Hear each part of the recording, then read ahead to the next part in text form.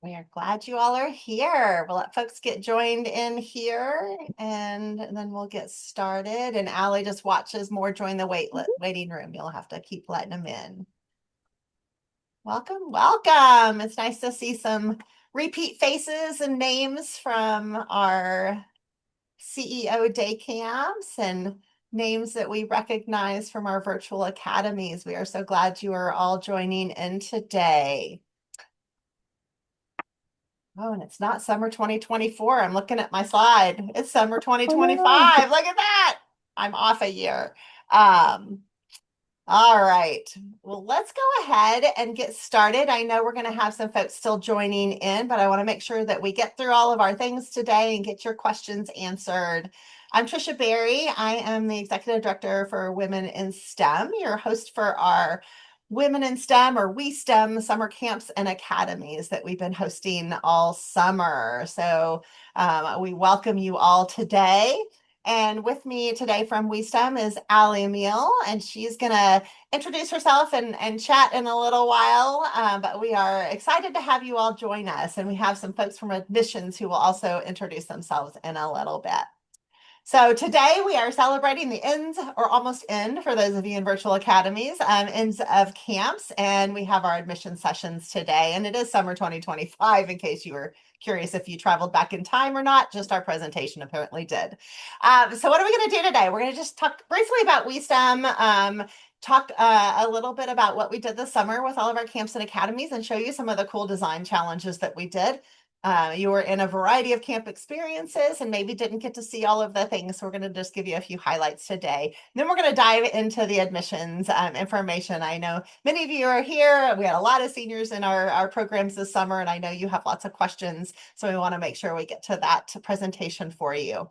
And then we'll wrap it up. Allie will help wrap it up with our next steps and ways you can continue to explore STEM majors on campus, STEM experiences, connect with STEM role models, and continue your journey to find that STEM pathway that is best for you. And then we'll have plenty of time throughout for questions and answers. You all have access to the chat here in Zoom, so please use that to throw questions in along the way. And we will do our best to try to answer as many of those questions as we can. Definitely pay attention because a lot of times we get, kind of repeat questions. And so we'll try to, again, answer as many as we can. We may skip yours if we've maybe already answered it, but we'll make sure we're responding to all of those either live and you'll get the recording, you'll have the chat that'll come your way afterwards. We'll make sure that you have access to all of the information that we are sharing in this today. I wanted to give a quick shout out to our fabulous camp staff from this summer. Those of you that were in person got to meet Daisy, Estella, Gabby, Hannah, and Victoria. You see their names and their majors there. Those of you in our virtual academies, they are the ones who are responding to all of your design challenge submissions. So make sure you're going back into those Padlets and checking those. They're having a good time seeing what you have submitted. And then you have our professional staff for WiSTEM, myself, Trisha Berry. We have Allie that is on here with us, and those of you in person got to meet Claire, who's our student program coordinator. If you end up here at UT, you'll get to work with Claire with our current student programs, and then Anna Hatfield, who is our administrative associate, helping to make sure all things are running smoothly in our office. So what is WiSTEM for those of you or you parents that are out there? What are we all about? We're here to help students be successful in their journey and hopefully head into these STEM majors and STEM career paths. And just like we were doing with our camps and academies, we're trying to connect students with role models, with experiences that are hands-on, that are on campus or in the community, that are helping to make sense of all of these STEM pathways. There's a lot of ways you can head into STEM, and we're trying to help students find what works for them and what's of best interest to them. And that's what we hope we did a little bit this summer with all of you. We have a lot of initiatives. We have programs for pre-college students, but also students who are here at UT Austin as undergrad students. We have our summer camps and academies, which you all are a part of this summer.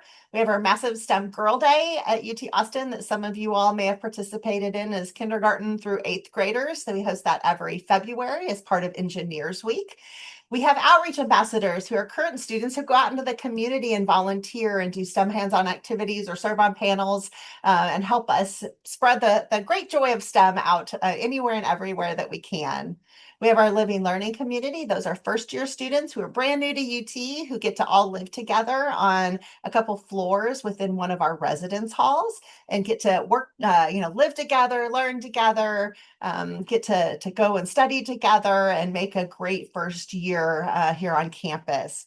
Our iConnects are programs sort of similar to what those of you who came in to our day camps experience with our career conversation luncheons, where we bring in STEM role models, we bring in corporate partners, and help connect our students to those career pathways and help support them as they are trying to figure out what they might want to do for an internship or a full-time job. And then last but not least, we have our externship program. And those of you in our virtual summer learning academy, the externship is very similar to what you are experiencing in that program. It's offering our current students a way to earn some micro credentials and digital badges that they can add to their resume. We had a lot of camps happening this summer, lots of day camps, a lot of different themes, as well as our 2 virtual academies. So thanks again to all of you for joining in on those this summer. We had a great time and have continued to have a great time getting to know all of you. Lots of amazing corporate partners who helped make it all happen this summer. Those of you in person got to meet some of them, and those of you virtually got to see some videos and stories from some of our fabulous role models and volunteers that come from those companies. We also have lots of campus collaborators. I just wanted to give a shout out to all of these fabulous folks and programs and labs who got to join with us throughout all of our day camps here on campus. We spend a lot of time on the engineering design process and how to iterate, how to define what those problems are, how to test things out and prototype, and going around and around in all kinds of different ways to get to solutions and design challenges. We did that in our virtual programs as well as our in-person programs. I wanted to give you just a quick glimpse into some of these, since not all of you maybe got to see all the things. I wanted to share a couple examples from some of our different design challenges. Allie helped pick these out. They're fun to see, fun to hear what happened in some of these design challenges.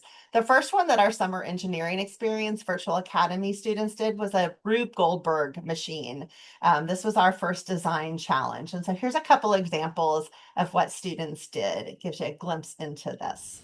Hello, my name is Adrian. This is a Rube Goldberg machine, and this is how to simply water your plant in 17 steps. So first you start here by moving this clothespin. The car will start going down the ramp, hits the cup, sending a ball into this tube, which goes down this ramp, knocks over the cups.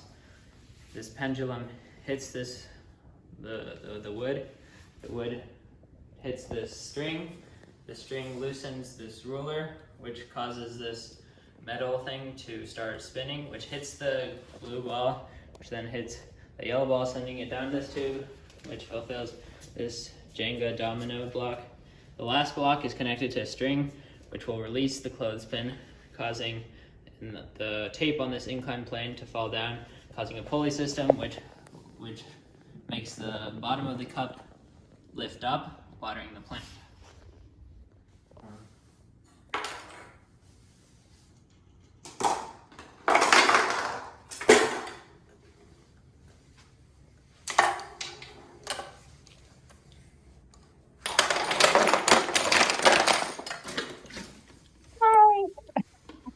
All right, so one successful Rube Goldberg there. Let me show you the other one. Hi, my name is Akshara and I'm from Round Rock, Texas, and my Rube Goldberg machine is about trapping a monster. It includes 4 unique simple machines, including a lever, a pulley, a wheel and axle, and an inclined slope. And I think it took me about 15 tries for it to succeed. So first I'll knock down the books. Just push this one down, which will trigger a chain reaction, and then knock down this car, which will travel down and hit this ball right here, which will travel down the path and then hopefully fall into this bucket right here. And then the string attached to it is also attached to a little toy car, and so when this gets weighted down, the car will be pulled, and then the lever that is holding down will go down on the other end and trap this monster. So we have a lever, a pulley, an inclined slope, and a wheel and axle.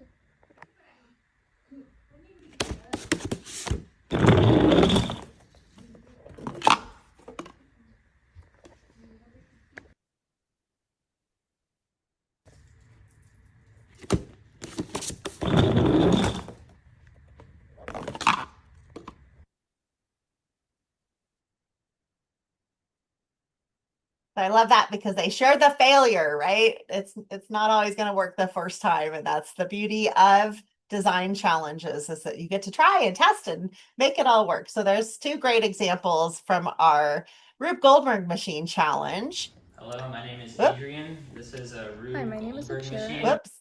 There we go. Okay. In our day camps, we also had our students create some light up dough creatures. So here's a couple examples of that. They had to make a circuit that used conducting dough and insulating dough to make a creature. So you see a couple examples here of Beatrice and the donut cat. We also had a challenge for students in our art and sound camp to make a noisy public art piece. And so here is an example that had some spoons that made some noise and balloons and rubber bands and all kinds of gadgetry to make an art installation that was also noisy. We also did a shoe design challenge, and this was an option for both our summer engineering experience campers as well as our in-person campers. And so you can see some of the in-person designs here where they made soles out of some rolled paper and some different designs that they would be able to use to walk across the room. We did a little fashion show with this one, which was fun. And our virtual summer engineering academy students had some amazing options as well. And they had to market it. So here's their marketing pitch in case you want to buy some new paper and rubber band and tape shoes. Do you ever feel like your slippers never have enough grip while walking around the house? Or that they just aren't stylish enough?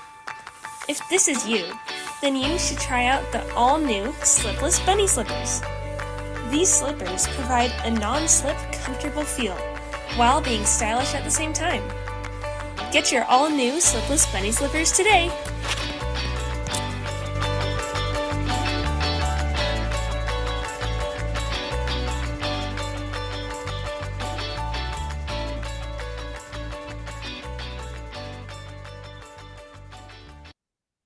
All right, there's your bunny shoes. We got one more, strides.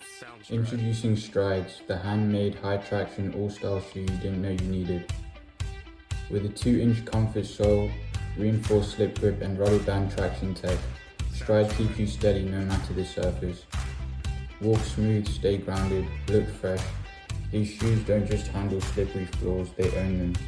Perfect for all environments, hallways, kitchens, classrooms or dance floors. Wherever you go, Strides keeps you in control. Strides, grip you can trust, style you can flex.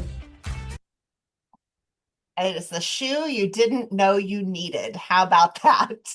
And both use rubber bands to give some grip on the bottoms. That's amazing. All right. We also did tilt boxes. So these, we handed students this variety of materials and they got to put together a device that when you tilted it, the switch would close an electric circuit and turn on a light switch. And they got to solder. So our students got to learn the skill of soldering in this camp. And you can see a couple of examples of their lit up tilt boxes right there. And then I have just one more example I want to share with you. And this is from another one of our summer engineering experience design challenges. And this is from the helping hand activity.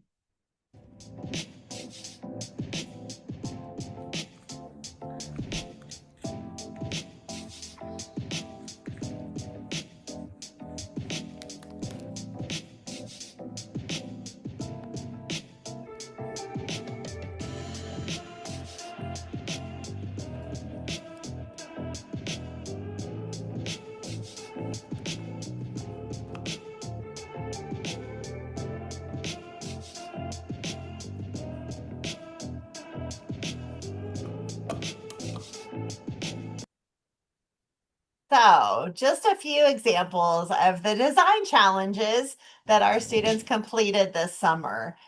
They all included some sort of debrief as well, thinking about how would you improve it if you had different materials. Where do you see that your design could maybe help when you're looking at the other designs from folks that folks had already created. And then celebrating failure, just like you saw in that one video of the Rube Goldberg machine. It doesn't always work the first time. So embracing that growth mindset and figuring out how to improve upon the designs that you have made. So we've had a good time with all of the design challenges. For those of you that are in our summer engineering experience, you can still submit those design challenges for a bit longer, watch your emails, and make sure you hit that final deadline. But we're still watching and looking for your design challenges to come in. So thanks everybody for paying attention and joining in those. All right. So with that, I am going to turn it over to our fabulous admissions folks to lead us in their presentation. And we will again watch the chat. So if you're having questions, we'll make sure that they see those as well and can jump in and share questions as they come about. And we'll try to answer some as we go along. So with that, let me close this and stop sharing and turn it over to Natalie.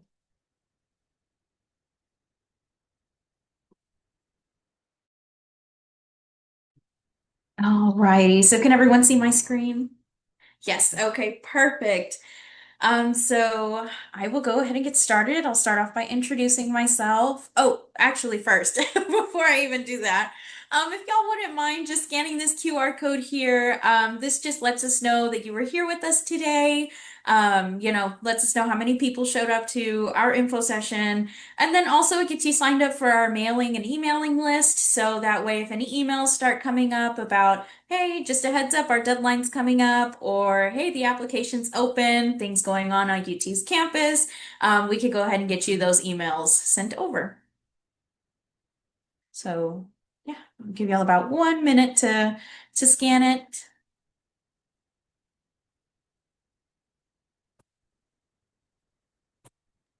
I'll go ahead and move on. Alrighty. So welcome to Texas. I know we're not actually on UT's campus, but thank you all so much for being here with us today. My name is Natalie Martinez. I'm an admissions counselor, specifically for our Central Texas region. I work specifically with homeschool students, and I also oversee our Texas student recruiters. So if around the fall you start receiving text messages from a current UT student asking if you need any help throughout the application process, don't worry, it's not a scam. It's a real person. They just want to make sure you're getting all the help possible throughout that application cycle. I'm also a Texas X, so that means I graduated from here. I graduated with my degree in government, and I graduated back in 2020. So here at UT Austin, we are a community of scholars with about 50,000 students on campus and about 40,000 of those being undergraduate students, so students who are trying to pursue their bachelor's degree. And I know that number sounds alarming. For me, that number was very shocking. Coming from a really small town, having a graduating class of about 150 people, to then walking into my first 8 a.m. class, and it's about double that size. It was a big shocker for me. But I will say UT did a very great job of making sure that I had my community built up, especially within that first year. And the way we do that is through our first year connections. So they can range from being like a first year interest group. I know Trisha mentioned earlier the living learning communities, honors programs, first year success programs. For me, myself, since I was in the College of Liberal Arts, I had this group called the Foundation Scholars Program, and it definitely helped me get acclimated that first year. I met other people who were also within the same major. I also had a mentor as well, so they definitely helped guide me through that transition from high school to college and help me get acclimated to campus life. We are all in pursuit of a common goal. We are actually the #1 public university in the state of Texas, and although we're all studying something different here, being a Longhorn on the 40 acres, we're still all in pursuit of that common goal. What starts here changes the world, and the way we do that is by working together as Longhorns. And one of the ways we want you to be able to explore all those different things and go out and change the world is by exploring your interests mainly. We actually have lots of different fields of study for our students to be able to go out and explore. Starting with this example that I'm about to give. So, say you may want to go into the medical field later on down the line for your career path. But maybe you might want to start your own practice. And then maybe you also want to help out the Spanish speaking population, so you want to add on a certificate for that. Well, we've got lots of different majors that'll help you on your career path towards becoming a doctor or any kind of health profession. So, say you major in biology. So there you have that. And then for your business ventures, you might want to add on business as a minor. So students are able to do that. And then, speaking of, speaking Spanish in the business side or the medical profession, you can also add a certificate for business Spanish or Spanish in the health professions. So lots of different ways that you can kind of mix and match and make that degree plan and all those different things work for you and what your future interest or what your interests are.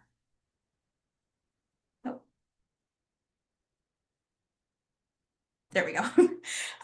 We actually have over 170 different fields of study within our 15 colleges and schools. So, for example, Cockrell School of Engineering, Jackson School of Geosciences, College of Liberal Arts, College of Fine Arts, our College of Natural Sciences. The list goes on and on. And then we also offer over 12,400 different courses. And I say different because they really can range the different types of classes. So they go from your typical math, science, English type classes. And then we also have a class that was like a Beyonce and Rihanna class. So lots of different ways that you can explore those interests that you have while you're here on the 40 acres. And there's lots of different possibilities for our students. Just like I mentioned, it was definitely a really big shock for me to come to such a big campus. But knowing that it's such a big campus, that just means that there's a lot of different opportunities for our students available there for you. It's very easy to make a big campus feel small and build up your community than it is to make a small campus feel big. So just know here on the 40 acres that just means that there's a lot of opportunities for our students. Talking about one of our main ones, which is education abroad. So our Longhorns are far and wide. Each year, over 4,200 Longhorns study, intern, and research abroad, which is why we call it education abroad, because it's not just studying abroad. You're able to do all these different types of things. And we have over 400 education abroad programs within 100 different countries. And we offer over $1 million in scholarships for those students specifically who want to study abroad. So whether that means that's covering your entire study abroad experience, or it's covering some of it, there's plenty of scholarships for our students who have a desire to be able to do that. Also, with education abroad, there isn't a limit on who can go and study abroad. It just depends on what your degree plan allows. Some students do it for a month, which is like a Maymester. Some students do it for an entire semester. Some students do it for an entire year if they wanted to. But it's kind of just up to you and what your resources allow you to be able to do. There's also no limit on how many times you can go and study abroad or do the education abroad experience. If you decide you want to do a Maymester one year and then the next year you want to do the entire fall studying abroad, that is totally up to you. There's no limits on that for our students. It just depends on whatever works in your degree plan. And as you all may know, we have very big spirit here at the University of Texas at Austin, starting off with just our hand sign, hook 'em horns. Usually you see anybody do this anywhere. They've got something to do with UT. So, the spirit is very strong here, going to our football games and all the different sporting events that we have here on campus. It's a very different experience going to the football games and you just see a sea of orange. It's just everybody cheering on their fellow Longhorns. And then we also know you're not going to just be in the classroom or on campus the entire time that you're here at UT Austin. Here, this city is absolutely amazing. We were ranked for the state to live in the US. So, all the way from just the city life, music. If you're a nature person, you like to go on hikes or even go paddle boarding. There's lots of opportunities to be able to do that. We have so many different parks in Austin, and although I'm not an outdoors girly, just knowing that those certain things are out there and they're available to me is absolutely amazing. It makes me feel like I get the best of both worlds being here in Austin. I do want to let you know that Texas is within reach. We actually have something called the Texas Advanced Commitment. So with that, if your family's adjusted gross income is $100,000 or less, that means your tuition will be fully covered here at UT. If your family's adjusted gross income is $125,000 or less, that means you will receive some type of tuition assistance. And with that, we do also have things like scholarships, loans, grants, all available to our students. Some of those scholarships depend on like the need. So if it's need-based, some of them do depend on merit. So we've got a wide variety of different scholarships that we have available. I do also want to let you know that your admissions application also doubles as a scholarship application. So while you are being reviewed for admissions, we are also reviewing you for any scholarships that we have available here on campus. And actually, about 56% of our UT students receive some sort of financial aid. So whether that's a scholarship, a grant, loan, anything like that, about 56% of our student population does receive that. And here you'll see a breakdown of our total investment. So there is a breakdown, or there is a range between the tuition and required fees, just because it depends on what college or school that you're in. So for example, a student in the College of Liberal Arts is going to pay different than a student in the School of Nursing. So on and so forth. It just differs from every college and school. Room and board, there's a range there. Just depends on what your living situation is like. Most students their first year, unless you have specific accommodations, are usually in double occupancy rooms. So it's you and another roommate. So it just kind of depends on what the bathroom situation is like. Is it private bath? Is it community style bathroom? Is it suite style? So that's why there's a little bit of a range there. For transportation, you don't necessarily need your car here on campus. I personally did not have mine until probably about my senior year, but that's because I was moving around Austin a little bit more often, and I also had an off-campus job. But actually, with your UTID, you get free access to our Cap Metro bus system. So if you've ever been around Austin and you see those big blue buses that make stops every so often while you're trying to get somewhere, that is our Cap Metro bus system. Pretty reliable system. They have an app, lets you put in your current location to your destination. It's very easy to access for our students, and we actually get that for free with our UTIDs. Also with that, with transportation, that is just an estimate that's taking into consideration that if you do bring your car, you will have to pay for a parking pass, and then also gas for your car, maintenance, anything like that.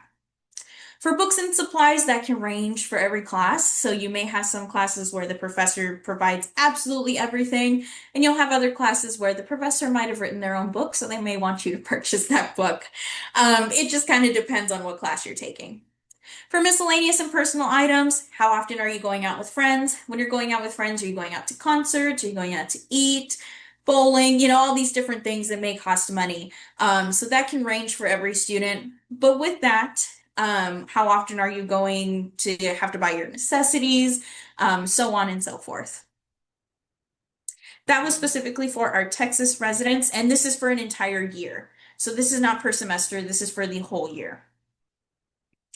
And then for our non-residents, so for our out-of-state and international students, the main thing that changes here is that tuition and required fees. Aside from that, everything else seems to stay pretty much the same. And so I'm going to talk a little bit about the application process, so how to join the Longhorn family. So the way to do that, you'll want to apply for admissions, and you'll want to apply online using the Common App. You'll want to submit all your required materials and then any desired optional materials, which I'll go through in just a second. And then also, once you submit your online application, you will receive a personalized application checklist via your My Status portal. Usually 2 to 3 business days after submitting your application, we will email you and we'll let you know, like, hey, this is your UTEID. This is how to log into your My Status portal. And then you'll go from there and follow the links that we have in that email. For students, I will say make sure that it is an email that you check often and that it is also an email that is not flooded with um, a bunch of like advertisements, advertising emails and things like that, just because we know those can take up a lot of space in our inbox. And say if you have too many emails in your inbox, that very important email with your EID and your My Status login information may bounce back. So just a heads up there. I've seen that happen to a few people where they don't get their info, but it's because their inbox was full. So for the application checklist, some of our required materials include a $75 application fee or fee waiver. There's different ways to be able to qualify for that. I qualified for it because I went to a school that had free or reduced lunch. So that's one of the many ways to be able to qualify for it. The admissions application itself, ACT and or SAT scores. There's not a preference for either or, it's just whichever one you'd like to submit. If you'd like to submit both, you are also more than welcome to. We do not accept super scores. I know SAT, they do a thing where they super score, but we do not accept super scores. We're just taking the highest composite score that you have. So say if you took you had multiple attempts for that test and you submitted all 3 scores to us, we're only looking at the best one of those attempts. And then the essay, 2 short answer questions, your high school transcripts. So for those that are going to be seniors this year, we're mainly looking at your 9th all the way up until 11th grade. So if you are a senior this year, those grades should have already been done, hopefully, and already put together. So start talking to your counselors, whether that's your guidance counselor or your college counselor, and figure out the process that they use to be able to send those transcripts over. So that way, come the deadline, you're not scrambling or anything like that, trying to get those transcripts sent in to us, and you don't really have to worry about it. For your college transcripts, if you are taking any dual credits, just make sure that you go ahead and send in those college transcripts. And then the major specific requirements. This will vary depending on the major. So there are some majors that don't have major specific requirements, but one of them that does is if you are applying for Cockrell School of Engineering, Jackson School of Geosciences, or for any of our environmental science majors. I think there's one in COLA and then there's one in the College of Natural Sciences specifically, but just environmental sciences in those two. You do have to show that you are calculus ready. And so there's a lot of different ways to be able to show that. It could be from your math score, from your SAT, ACT. There's also taking a specific calculus class and getting a grade. I believe it's a B or higher in the class. And there, a lot of different ways to be able to show that. And those are also on our website if you want to find those different ways to be able to display that you are calculus ready. For things like, say, if you're applying for any of our fine arts, you may have to submit a short audition tape. If you're applying for, let's see, radio, television, and film within our Moody College of Communications, they also have their own specific requirements for that. Some of that includes like a short form video, or it could be an additional short essay prompt. So just be on the lookout for that. But if your major does not involve an additional major specific requirement, don't worry about it. And then for our optional materials, it is an expanded resume and up to 2 letters of recommendation. For that resume, does not matter how long that resume is. If you want to make it 20, 15 pages long, you are more than welcome to do so. I always say details don't hurt. So if you want to go into the specifics about how you are involved in certain projects that you've been a part of, organizations, volunteer work that you've done, you're more than welcome to go into detail on there. And then your letters of recommendation, you're allowed to submit up to 2. We ask that you only submit 2 if you are going to submit those. For those, I would say make sure they're from someone who knows your character and who can really speak on that, as opposed to someone who's just going to repeat everything that we just read on your resume. We want to get a deeper look of who you are, and your application is the best way for us to be able to get to know you. Or, well, that's mainly our only way to get to know you. So, make sure that you're putting your best foot forward on those. Also, with letters of recommendation, just make sure they're not from someone you're related to. You're welcome to get them from teachers, counselors, somebody from your place of worship, maybe a manager at your part-time job, somebody who may oversee your volunteer work, anything like that. Just make sure that they are able to speak on your character. And then for our international students, the main things that change here is the $90 application fee. There's not a fee waiver, so please ignore that part. And the fact that you do have to submit a English language proficiency exam, test scores for that, which is the TOEFL. These are our important dates. So August 1st is when that application opens. That is quickly approaching. But just a heads up, we do not do rolling admissions. So no worries. It's not a situation where you have to be the first or anything like that. But just know it does open on August 1st. October 15th is our early action deadline to apply. And then December 1 is our regular deadline to apply. There is no advantage or disadvantage to doing it by either one of the dates. It's kind of up to you and your preference. So if you are ready, your application's good to go by October, you're more than welcome to submit it by then. And then if you want to take a little bit more time, you have until December 1st to be able to submit your application for the regular deadline to apply. The only difference between these two deadlines is when you will receive your admissions decision. So, for example, January 15th is for those students who submitted their application by the early action deadline. That is when those early action decisions will be released. That's also the FAFSA and TASFA state priority deadline. Financial aid is on a first come, first served basis. So you'll want to make sure you do that sooner rather than later. And then February 15th is when all of the admissions decisions will be released. And here is just some extra information with our contact info. This is our admissions office, just our general office. You're always more than welcome to contact us via email, phone call. Our Central Texas Admissions Center, you're welcome to contact us as well.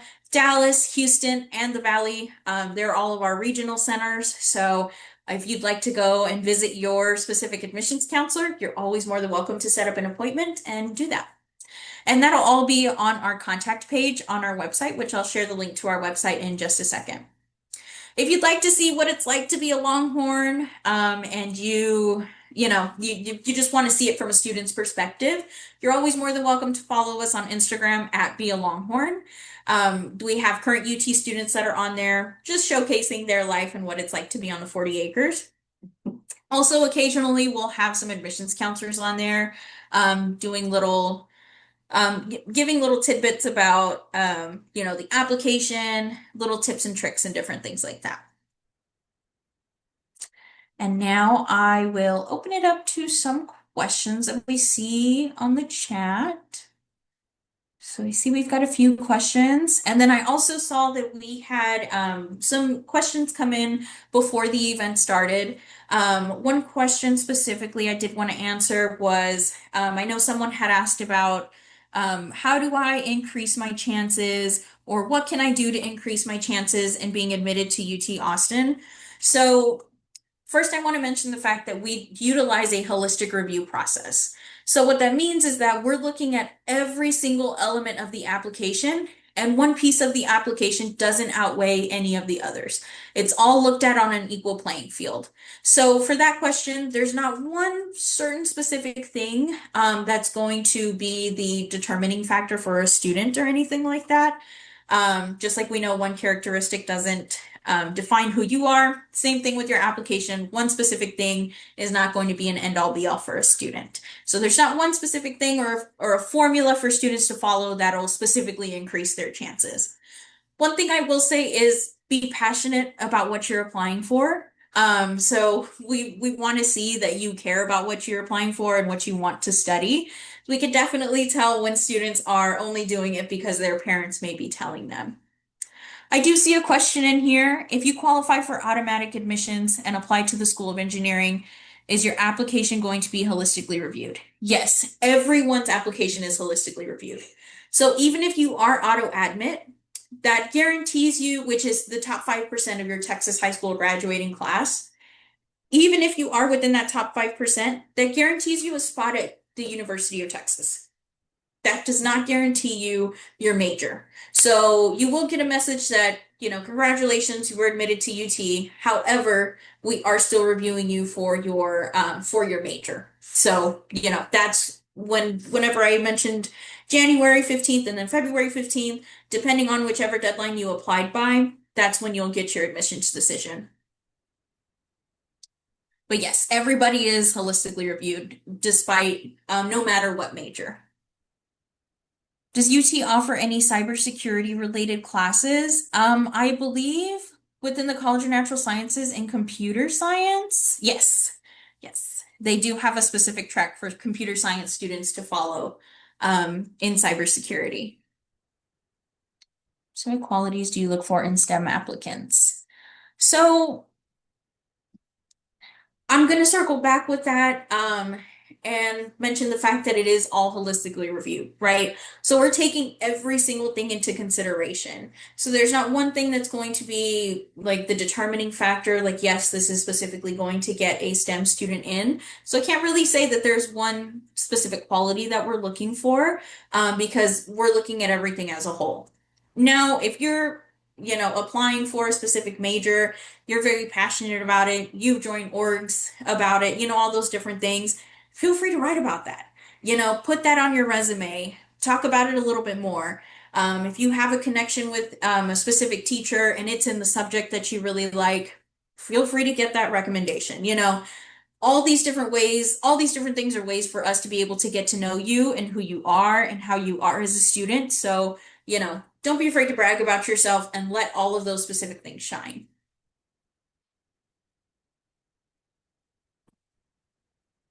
Oh, how is ACT versus SAT score versus no score weighed on the application? So ACT and or SAT scores are required as part of your application. So if the application does not have the ACT or SAT score on file, which they have to be official test scores, if those are not on file, then the application is incomplete and it will not be reviewed. So just a heads up on that.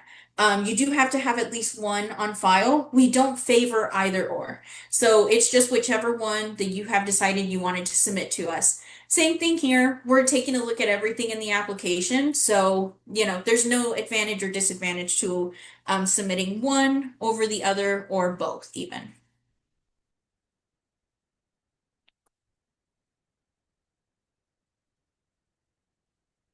Does UT admissions look for the grades you got in relation to subject AP subject exams in high school? So yes, we will see that on your transcript. If that is on your transcript, your AP classes, and then if you submit your AP scores, we will see those certain things. And we're taking that into context basically. So, we're taking all those different things into account. We understand that maybe there are some classes that may be harder than some others, and so we're taking that into consideration whenever we're looking at that transcript. But also, I do want to mention that you are never being compared to any other student. When we're reviewing applications, your application is like the only one that we have ever reviewed, and that is how we have to treat it. We have to treat it like that's the only one we have ever seen. So just a heads up there, we're never going to compare you to any other student.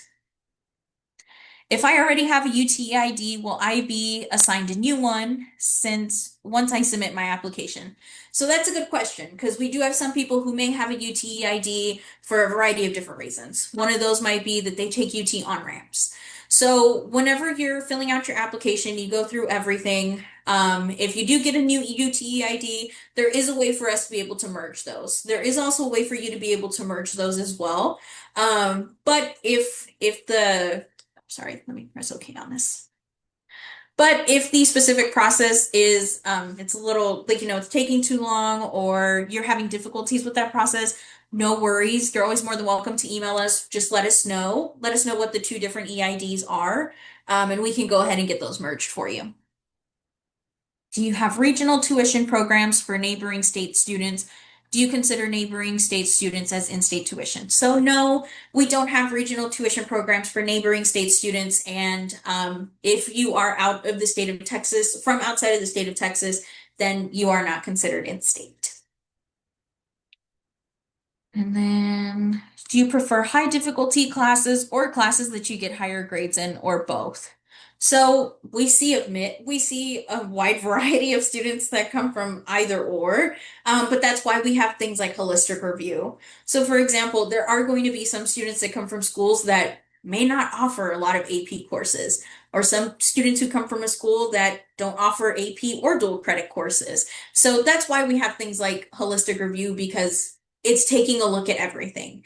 And it's not one thing over the other. It's all on an equal playing field. So there's no preference for either or.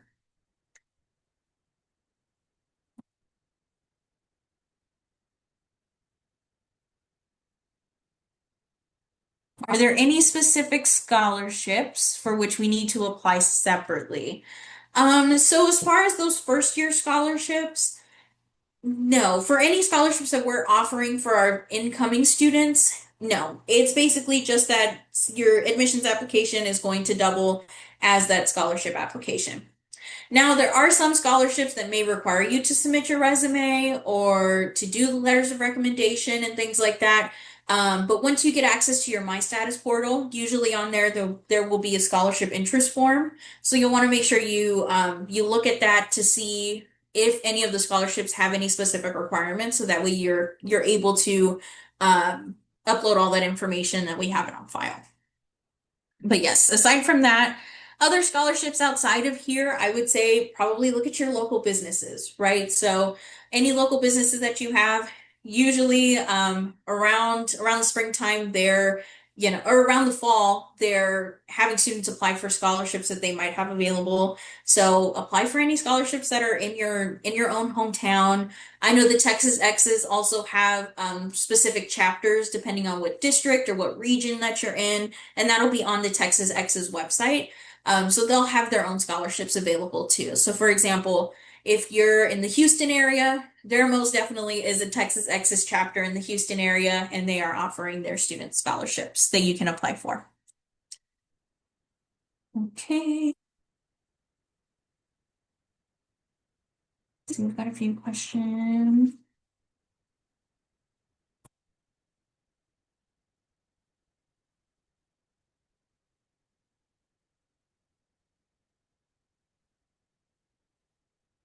Okay, so I see we have a question here. Does an application look better if it has a high amount of specialized classes in a single subject, or a more well-rounded course list with many different subject matters? So like I mentioned, we see a variety of different situations. So there's no one specific thing that's going to be like that's the way to heighten your chances or anything like that. We've seen a variety of students, but that's also why we have holistic review. So there's not one way that's more favored than any of the other.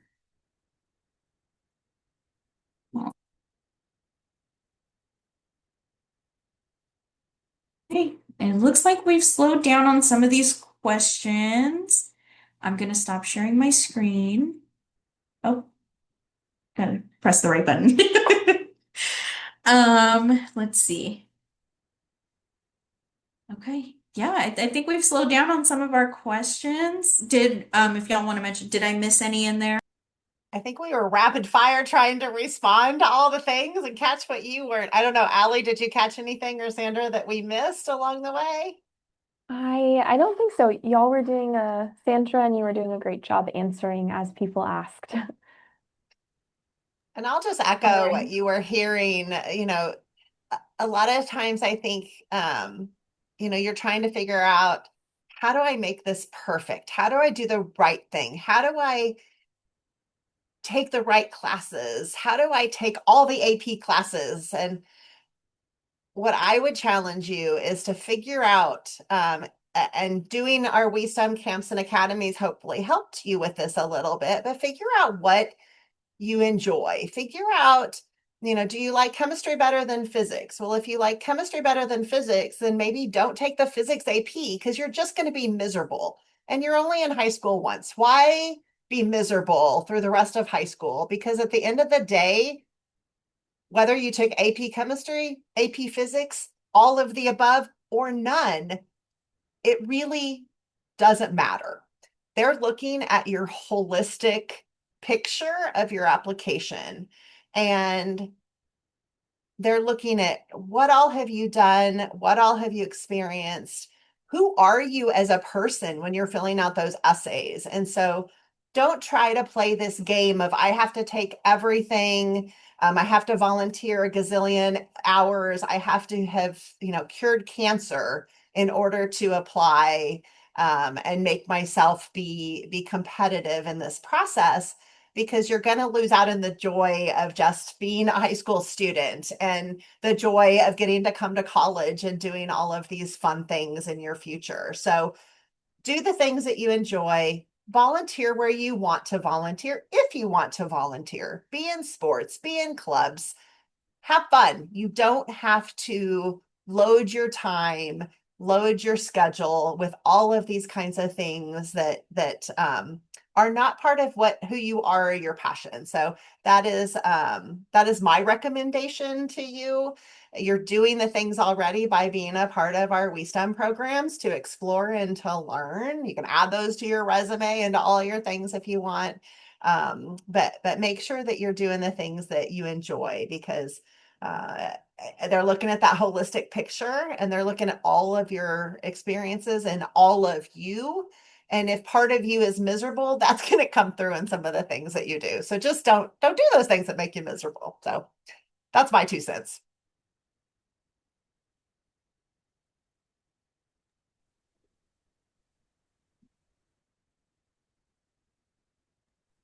And I see a couple more things, and Sandra's answering things. Um, Again, college essay, you heard that. That's part of the holistic review. It's one of the pieces. Don't slack off on that. All parts are important to make sure you put your best foot forward in those.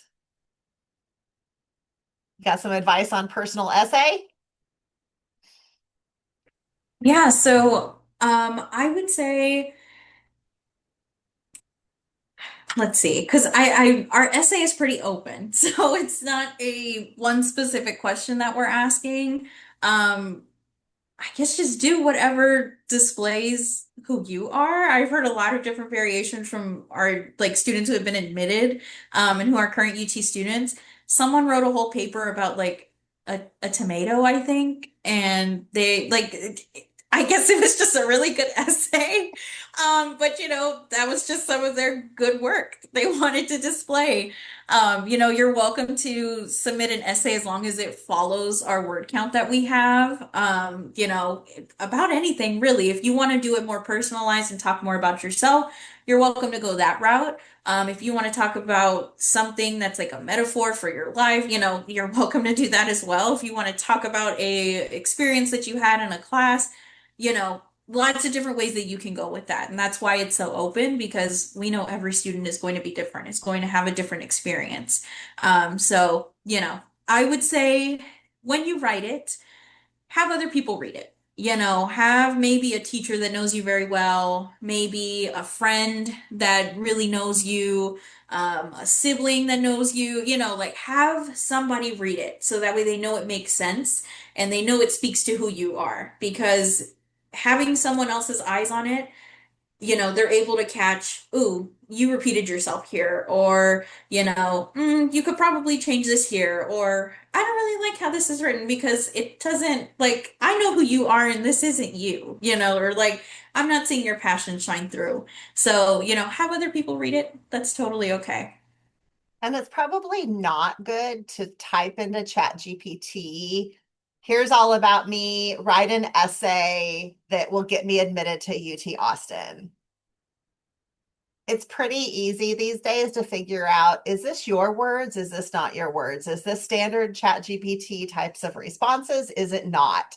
So I know everyone loves AI to simplify the things. I use AI to simplify the things, but this should be you. And if you are allergic to tomatoes, you hate tomatoes, don't write about a tomato. You're going to want it to be personal. That's the whole point of the personal essay. They want to get to know who you are and your personality and your experiences. So it has to be written by you, from you, about you in some form or fashion. And definitely have someone read it. You don't want misspellings. You don't want things in that's where your AI can come into play. Find your misspellings, find, your corrections on your punctuation, things like that to improve the writing or to make sure that the grammar or the punctuation is okay. But it's again, sometimes the grammar is a little off because it's you and it's your personal voice and it's your words. It doesn't have to be a grammarly perfect essay that you might find in a professor's handbook. So make it be you.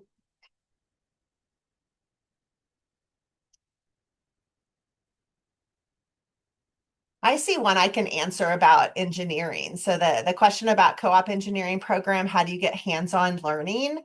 Um, so there's co-ops, which if you're not familiar with that program, that's where students go and they work at a company and then they come back and they go to school and then they alternate and go back to a company. It's kind of an extended internship where you get a little bit longer internship type of experience and you get course credit for it. So there's an academic component that goes with a co-op. You can also just do an internship. You can go and work for a company or an organization during the summer, get paid for it, and get that real world experience. You can also, and this applies for any STEM major. This is not just engineering. This is any of our STEM majors.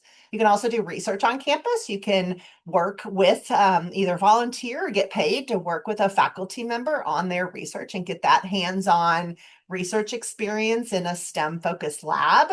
A lot of our classes also have hands-on components. So not only are you learning the theory, but there's a lab component or hands-on activities that are part of the actual course that allow you to apply what you are learning in the classroom in the theory to some practical application. So there's that way to get hands-on as well.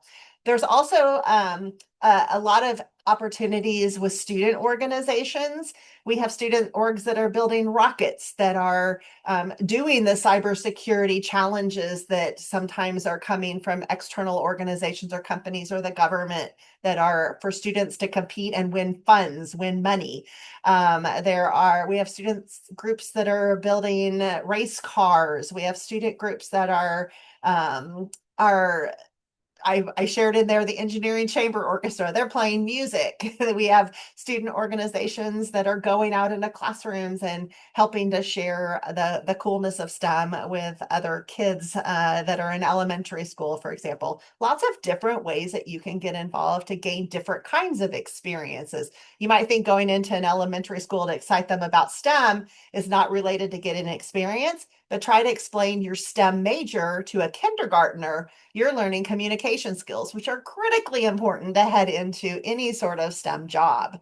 So there's a lot of ways. And then I will say with WiSTEM, we also offer through our program, and we're just one again of many on campus, we offer our externship program where students can gain skills in AI, in design thinking, in data science, in career search skills, all kinds of things to help you propel yourself into those future STEM careers.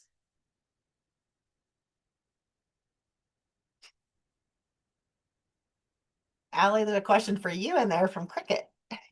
Yeah, someone asked, would going to, I assume you mean the WeSTEM camps, be productive to go to multiple times? Will the camp change year to year or will they remain the same? We're actually in the process of setting up the camps for next year, even though that's, a long ways away. We're already talking about how we're going to change or keep the same the camps that we did this year. But if you only went to one camp this year, just know that, each camp will be a different theme. So if there was a theme that you missed going to this year and you're not, going into your senior year, we encourage you, of course, to come back next summer and do a theme that you might have missed out on.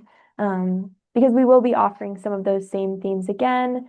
And for any of you who maybe didn't have a chance to go to the camp this year, it's a great opportunity to get some hands-on experience just in a day or 2 days, and maybe figure out about some of these majors at UT Austin. If you're someone who maybe doesn't know a lot about engineering or STEM, it's a great way to learn and to have some of that hands-on experience in high school. I think there's a Yeah, couple I about do see. experiences. Yeah. Yeah, I do see a couple questions on there. If I were to complete a variety of coding projects and build a portfolio, how would I show that on my application? So, you're welcome to talk about those different projects and different things on your resume. That's why we have that available, so that way you can go into more detail about those different things. And then I see here, if you don't have a lot of experience in engineering on your resume, internships, research, how do you recommend showing that you are a good fit for your major? Um, let's see. Yeah, the same thing Trisha said. There are going to be some schools that don't have a robotics club, and that's okay. I know for my high school specifically, the only organization outside of, band, cheer, dance, sports was probably I think like student council and then maybe like a business org and a teaching organization. Those were the only things available. So, like we understand that putting into context, there aren't going to be organizations like that available, and that's okay. Usually there's also a like an optional short answer prompt that you're allowed to submit. And you're more than welcome to go into detail there about those different things. But also, we'll see that in your major specific one of your short answer responses is going to ask you, why do you want XYZ major? And so you'll want to make sure that you go into detail there on why you specifically want that major. We'll see your passion shine through there in your essay. We'll see it in that writing part as well. If it's not on your resume, that's totally okay. And I see Sandra answered that other question. Okay. So I did see a question about if there are two kids, one with a higher GPA but no hands-on experience, and other with a low GPA but with a lot of experience, who stands a better chance? So I want to mention again, students are never compared to each other. We are never looking at applications side by side. It's just one application by itself that we are looking at. You're never compared to another student. But that's why we have things like holistic review, and we take a lot of things into consideration, and we take that all into context and why it's all on an equal playing field. And then would peer tutoring, leadership interns for STEM summer camps be productive for showing a good fit for a business major? You're more than welcome to talk about those things. That's totally okay. We understand that students are going to have a lot of different interests, and that's fine. So, but that's also why we have things like holistic review, because we're looking at everything as a whole. Yeah, okay. I see that question was a repeat of the earlier question. So yeah. Okay. Yeah. Awesome. Well, okay. Questions look like they have slowed. So we can continue to collect questions if more come in for our fabulous admission folks. But I think we got a lot covered. So let's give a big thank you. We'll clap. Allie and I will clap. Y'all can give some big shout outs to Thank Natalie for you. sharing this way. And Sandra was in here typing like crazy along with us to be able to answer all of those questions along the way. So thank you, thank you, thank you. That was fabulous. I did see one last question pop in there. Did you see that? Is it harder to get in if you apply on a pre-vet track? One Yeah, last so question. yeah, no worries at all. So we don't have pre-med as a specific major. So you're more than welcome to major in any other things that we have available, but pre-med is not a major. So it's just a track for students to be able to follow. So say if later on down the road you do want to go to med school after graduating from college, you would go and see our health professions office and kind of go through the different steps on like what prerequisite classes do I need to take for med school. They'll go through the entire path with you, but it's not a specific major or minor or anything like that that you need to declare. Thank you. All right. Well, fabulous. Well, we are going to shift gears just and wrap up with just a few more things that you can expect. But thank you again to our fabulous admissions folks for joining in today. Again, we'll share out all the things that were in the chat and all the great responses. So you have all of that information afterwards as well as the recording. So thank you, thank you, thank you.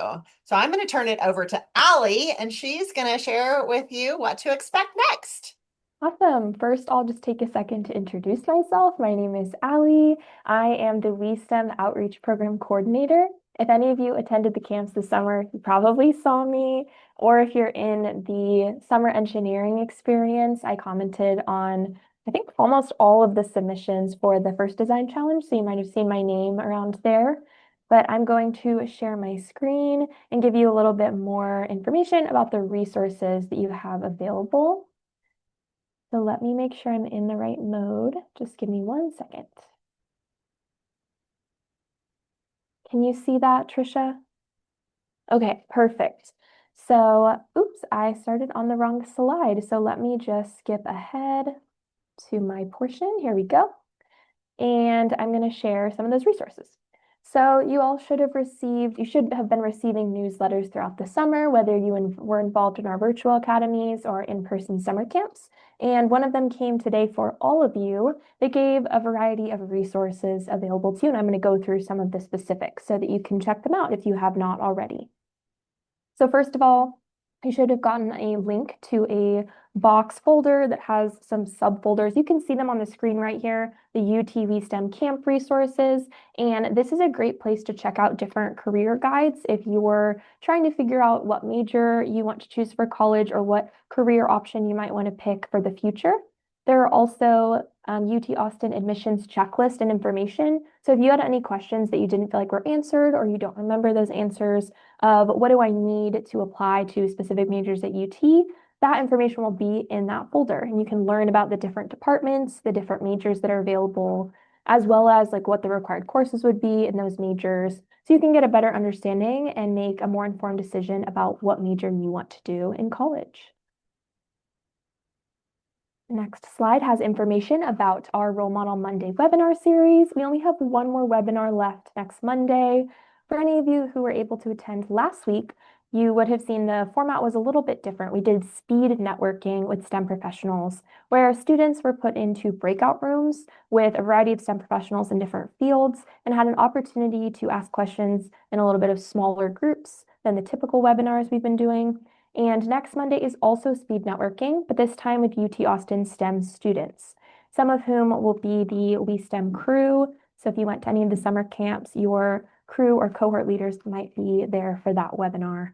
If you missed any of the previous webinars, which had the themes that you can see on the screen, they are all on our YouTube channel, which is just UTWiSTEM, and that link is also on our website and included in the email newsletters that you've been receiving. So you can go back and watch any of those at your leisure. We also have a Padlet. We've talked about this at the camps as well. And for those of you who are doing the virtual academies, you've used Padlet before to submit your design challenges if you've done so. And other than the pages that have those design challenge submissions, we also just have a Padlet with a general Q&A. And there's a variety of categories that you could put your questions in. You can see some of them on the screen. And we encourage you to put any questions that you don't feel like were answered, you didn't have a chance to ask today, either about admissions, about STEM majors or careers in general, or specifically at UT, anything about college life. You're welcome to put those questions there, and WiSTEM staff and crew will be answering them through the rest of the summer.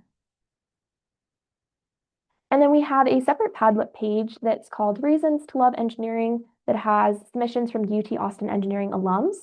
And they have shared what they love about engineering, all kinds of different reasons about why they enjoy being an engineer. So you can check some of those out in case maybe you're still kind of on the fence about whether you want to go into engineering. These might give you some reasons about why you're interested or not interested in those particular majors or any STEM fields.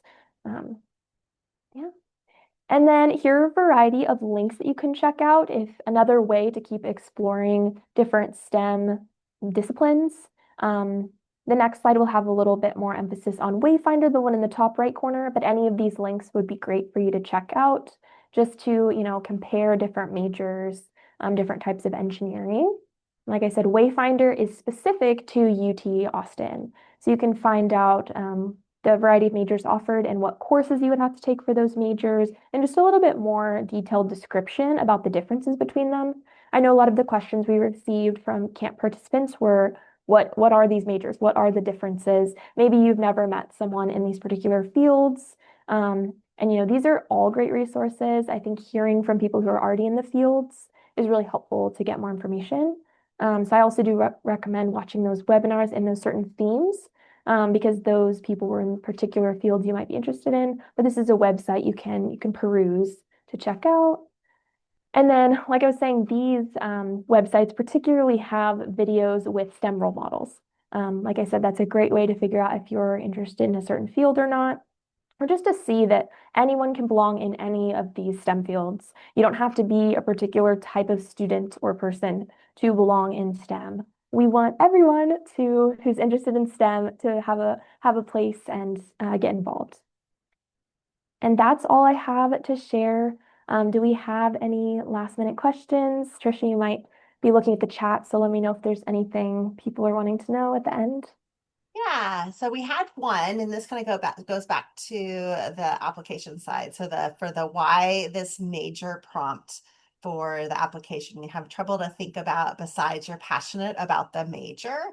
So I can share some of what I talk about with our current STEM students when we talk with them about how do you answer that question in an interview for an internship or a full-time job of how did you get interested in this major? How did you end up where you are? And, you know, passionate about the major, yes, you want to be that. And I like math and science. I love math and science.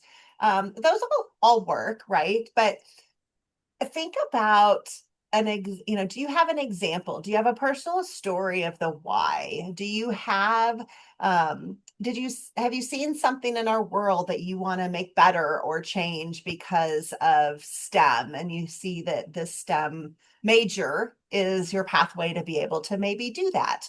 Or do you, was there something in your childhood or your school or something that you had to fix or tinker with or problem solve that helped you realize that maybe STEM was a pathway for you? And as you started to explore, this is how you navigated your way to have this passion about this major. So I think if you can consider your own experiences, kind of reflect upon your own experiences, and whether it's a gadget or some gadget or product or website or experience that you've had where you've had to navigate through, where STEM could have an impact, did have an impact, this major was related in some way, that makes it personal and kind of takes it to that next level beyond passionate. Or if there's something you're thinking about, I want to go into this field because I want to make our world a better place in this way through understanding this discipline better, this major better. The classes I will get to take are going to help prepare me to be able to go off and do this thing that I'm really interested in, or impact this industry that I'm really interested in, impact our world in whatever way you're really interested in. That can pull, I think, out that personal piece from you and make it give you more words than just I'm passionate about that major. And I don't know if Allie, you have anything else you want to add Yeah. on that. Yeah, like Trisha said, I was going to say if you can make a personal connection, if you can tell a story or make a connection to what you want to do in the future, that's a great start. I would also say if you're someone who has different interests that maybe seem like they don't align, using the essay as an opportunity to talk about how you can combine or blend different interests or bring an interest that maybe isn't traditionally associated with STEM into STEM. For me, I did not go to UT Austin, but for my college application essay, I was really passionate about creative writing. And in my essay, I made connections between writing and science and STEM, two things that I think aren't traditionally tied together or related. And I really wanted to talk about how I had a passion in both areas and how I didn't want to sacrifice one for the other. I wanted to combine them and pursue both of them in college. So for the people who were asking questions about being, interested in two things that seem really different, I think the essay is an opportunity for you to talk about that and how you maybe even want to combine different interests. And it just makes it a little bit more, unique or personal to you and tells more about who you are as a person. So if you are interested in different things, your essay could be an opportunity to kind of tie them together, um, and kind of tell a story about yourself. Yeah. Are there any other questions? I don't see any other questions in the chat at this moment, but I Okay. will pause. I just threw in there if you have other questions, we can continue to answer. But if not, we can go ahead and wrap up. And Allie and I can stick around for a little while if you have something specific that you want to ask us or not. But I'll let Allie wrap us up. Awesome. Yeah, this is our last slide of the presentation. This actually has some photos from this year's camp, so you might see yourself in the pictures. But yeah, thank all of you for participating, however you did, whether with the virtual academies, our in-person camps, our webinars. This was my first summer with WiSTEM, so it was really exciting to see many of you, whether I saw your video submissions, which were amazing for the design challenges, or saw you at the camps. I hope you all had a lot of fun and learned more about STEM. I had a lot of fun, and I was really happy to be involved in the program. Thanks, everybody. We'll follow up with Yay. all of the resources. Have a fabulous night. And thanks again, admissions folks. Thanks, Natalie and Sandra. Yes, thank you so much. And we'll stick around again if any last questions come in, or if anyone wants to come off their onto their camera so we can see you and ask a question and come off mute. We're happy to do that too. Thanks, everybody. Okay, I'm gonna stop sharing, but I'll be here. Awesome. I'll unpin you so you're not like big and bold right there. Okay, perfect. Awesome. I know it's fun to see everybody's names out there that we have seen in camps I and on the know. academies.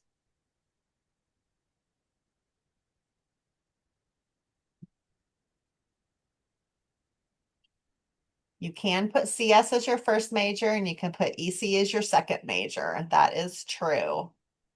Or vice versa. Or, if you can put two engineering majors, you can put two science majors, but put those majors that you're interested in. And then those are close. So if you're, on the fence between computer science or electrical and computer engineering, or interested in one over the other, first and second choice is perfect for that. There's also a lot of connection between them. I don't know if this particular person went to our camps, but one of our crew, Estella, is actually in ECE, and she talked about how you get a lot of both hardware and software experience, and there's an opportunity at UT Austin to focus even more into like a particular kind of sub discipline, I guess. But there's a lot of overlap. So even if you were in one over the other, you could totally still, be involved in both areas. And even if you end up not in computer science or electrical and computer engineering, computer science has some certificate programs and other ways that you can gain those skills and add them on to some other major that you might be in. So there's a lot of ways to get those experiences. For sure. So we'll stick around and answer any of the questions. If you're hanging out and have a question, we are here. This is your time. And if not, thanks for being here. They might be waiting on someone else to ask a question. Yeah, don't be shy. Like, we love to I talk.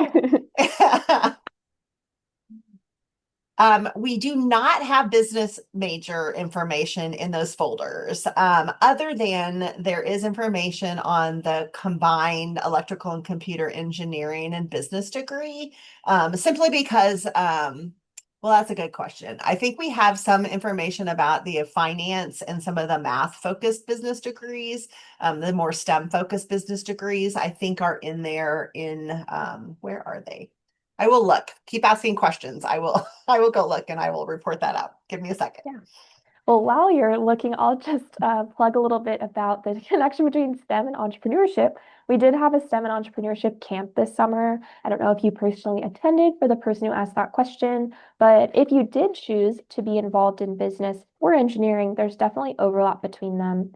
I know Estella, our electrical and computer engineering major, talked about being on the Texas racing team for an example of an organization, and they actually have some business majors involved in that club to help with the business side of things.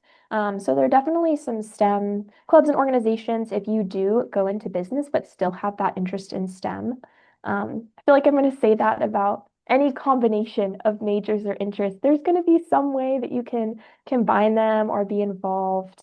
But I'm sure Trisha will be able to find you some information. Well, and we don't have them in the department fact sheets. The department fact sheets in our camp resources folder online have resources from the Cockrell School, from the Information School, some from Natural Sciences, and then there's a STEM major overview document. I'm opening that up to see if that includes some of those businessy things. Other pathways. Natalie, do you have any resources for someone who's interested in a business major or McCombs? So I don't have any specific materials, but anything that's for prospective students that are looking into McCombs, like any specific application requirements and things like that, that's all on our website, which I believe with McCombs they don't really have any additional application materials. They don't usually, but I would still double check on our website. Yeah, and I would say, again, and I think I shared this with a response to some to one of the other questions, but about double majoring, I would ask the question why. So, is your interest business or is your interest STEM? If your interest is STEM and you want to be a STEM person, your best pathway is to go be a STEM major and then do either a business certificate type of program or go get your MBA. A lot of STEM bachelor's degrees get an MBA. That was my pathway. I got a chemical engineering degree and I went and got an MBA to supplement my business knowledge. You can't really go the other way. You cannot very easily go become a business person and then without going back and getting a second undergrad degree, become an Mhm. engineer or scientist. But you can very easily, the business people will hate me for saying this, very easily go and get a STEM degree and then go get a business supplemental degree, whether it's the certificate program or an MBA. So if you are wanting to be in a STEM discipline, go after that STEM degree and then supplement with the business. If business is your passion, then figure out what that business route is. And then you could add in maybe a computer science certificate. Mhm. It'll be hard to do anything that's real engineering unless you come through with like there's a double major electrical engineering and business honors program. Very few students get into that. But again, there's other ways to connect those two. So it's really what are you most interested in and why? Examine your why, and that might help you determine what those majors might be for you. And again, if you have questions down the road, we're happy to troubleshoot and problem solve and brainstorm and think with you if that's helpful. Yeah, I also want to mention how on our website, looking at all the different majors and their major specific requirements, on the top of that page, there is a My Majors assessment. So you can actually plug in different information, answer a couple questions, that are asking like, what are your interests? What are your strengths, your weaknesses, all those different things. And it'll actually give you a couple different majors that you can explore and possibly apply for. Doesn't mean you have to apply for those exactly, but just some things to think about depending on what your interests are.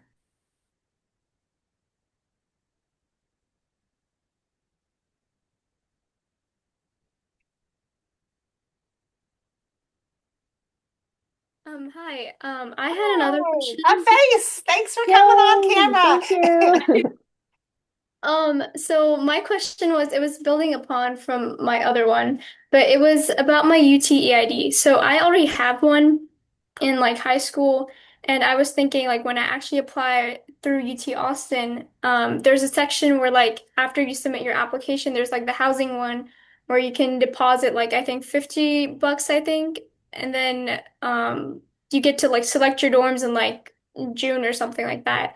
And so for that, if I already have a UT EID, would I be able to deposit that $50 for the housing before I submit my college application? So no, you won't want to do it that route because it may not let you. But even if it does, I think you'll probably run into a couple issues there. Usually with housing, you don't apply for housing until you complete your entire admissions Mhm. application. So as soon as you have all your required materials in, any optional materials, applications considered complete, then you'll get access to the housing portal, which will be on your My Status portal. And Okay. so you'll apply for housing, pay that $50 application fee, And then, yeah, usually around the springtime is when they'll let you know that you got a contract, you put in your preferences and all those different things. But yeah, you'll want to wait until the application itself is fully complete. Mhm. But you definitely can apply for housing during the fall. So as soon as that's completed, I would say go ahead and apply for housing. Mhm. But make sure you use the UT ID that you received with your admissions application, basically. Okay, so not the one that I already have. Is Yeah, that no, okay? don't. Yeah. Okay. And then we'll try to merge your EIDs Hmm. before then even, just so that way you're mainly using that EID that we gave you. Alrighty, thank you. Yeah, And no then when you problem. Thank you apply for for asking the question. housing, I threw our Living Learning Community link in there. So when you apply for housing, think about joining Women in STEM in our Living Learning Community. Thanks for the question. Other questions y'all have? What else are you curious about that we can help you with? We got a few more minutes. Also, regarding the living and learning communities, I was wondering, like, since you live in like a group of like students, is it like you and those students in the same dorms, or like is it like a group, like an org type of situation? Yeah, so it's not a student org. So these are programs that are typically led by different programs on campus, and you live in the same residence hall, in the same floor. So for example, our Women in STEM Living Learning Community, it's for students who choose to live in the Kinsolving residence hall and are STEM students. So you apply for housing, and then you're also applying to be a part of our Living Learning Community, or really just registering. You're just telling us you want to be a part of it. We have a fee, but we also have scholarships. So students can apply for scholarships basically a fee waiver. And we have peer coaches that support them. So they're working with these learning community students all year throughout the entire first year. They're hosting study nights, they're hosting painting parties, they're helping you navigate on the bus to the HEB so that you know how to get groceries. They are kind of your support network, and they're all STEM students who have lived in that same residence hall in the past. There's also a resident assistant who lives on the floor with you, and they are there as a resource to support you throughout the year. So kind of gives you this group of STEM students as well as STEM students who are ahead of you in classes to be able to support you throughout the entire year. And you'll find different living learning communities based on other interests. There's a robotics one. People were asking about robotics earlier. There's there's all kinds of different ones you can find on the housing website that you can choose from based on major, based on interest, based on where you want to live, because they're all in specific residence halls. Lots of choices that you have. But of course, we think our WiSTEM one is the best. Righties, thank you. You're Oh, thank welcome. you. You're welcome. Someone just asked if I want to live at Castilian, which is off campus, do I still submit the housing application fee? Do either of you know the answer to that? Yeah, so since it's an off-campus residence hall, or not a residence hall, but it's an off-campus living experience, no, if it's not owned by UT, then no, you would not submit that housing application or pay the housing fee. You wouldn't have to do any of that through us, basically. You would go directly to that specific apartment complex or the Castilian specifically, and you would go through their specific process that they have. I'll give my shout out to either residence halls on campus or places like Castilian or any of these nearby residence halls over apartments, or apartments that are far away from campus or living at home. Students who live on campus or right next to campus do better their first year. Their grades are better. They're more involved on campus. They attend study nights. They go to help sessions. They go to tutoring. Their grades are better. So live on campus, close to campus, in a dorm-like, residence hall-like experience. So you have the support around you, you have peers that are helping support you as residence assistants, and you don't have to worry about all the cooking. You don't have to worry about navigating all of the things. Oftentimes, your first time really away from home. Mhm. So take advantage of that first year in particular, and then head out to an apartment with friends, figure out how, you'll have figured out how to navigate all the things by then. But it's kind of nice to be able to roll out of bed and walk to your class within 15 minutes versus having to wait for a bus, worry about traffic, figure out parking, walk a long, long way, from off campus to campus. So think about all that. But I'm a big advocate for that first year living on Mhm. campus if possible, or as close as possible. I can personally say that I made some of my closest friends throughout college in my freshman year dorm. And I think a lot of other people, would say the same. So I Absolutely. agree. Awesome. Okay, well, we have hit 6:30, so I don't want to hold any of us up, hold any of you up. I think we're probably ready to go home. I got sunlight streaming through my window now that's shining on me to say it's time to go. So thank you all for joining in. Thank you again, Natalie, for sticking around and helping to answer some questions as we continued on here. That was super helpful. And to all of you still on here, again, we'll send out all this information afterwards, but if you have additional questions, please do not hesitate to reach out to WiSTEM. You have our contact information. You're going to receive all this stuff from us afterwards. And Allie and I are here to help you Mhm. navigate best we can or connect you to those resources on campus. So thank you, Thank you so everybody. much. We enjoyed it. And thanks again, Natalie, for joining us today. Bye, Yay. Bye, everybody. everyone.